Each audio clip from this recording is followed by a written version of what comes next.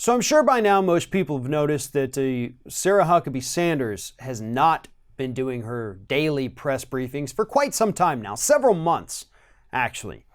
And the few times she does get behind that podium, she'll only answer questions for a few minutes and then walk away.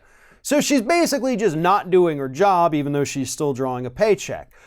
But here's the thing, not that long ago, her assistant, Hogan Gidley, came out and said, hey, listen, the reason Sarah Huckabee Sanders is not doing these press briefings is because Trump's been talking to the press a lot more. So, he's doing it himself, basically. She doesn't need to come out to the podium when you've already talked to the president for the last 30 minutes. You got all the information you needed. We don't want to waste anybody's time. That is what her assistant, again, Hogan Gidley, officially said as the reason she's not doing these. Decent enough reason. Not exactly true, but that's what we're used to out of this White House.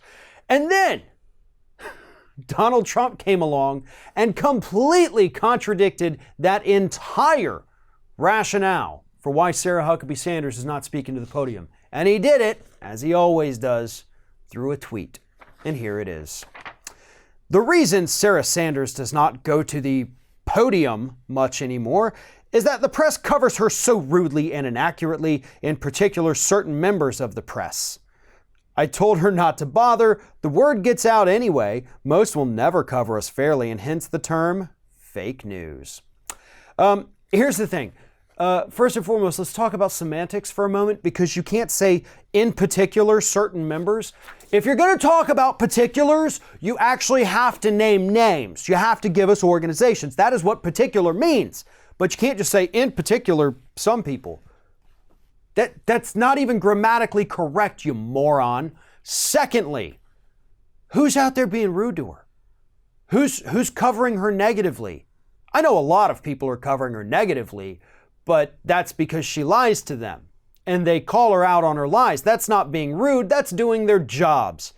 I'm getting sick and tired of this buffoon sitting in the Oval Office, the most respected room, essentially, in this entire country.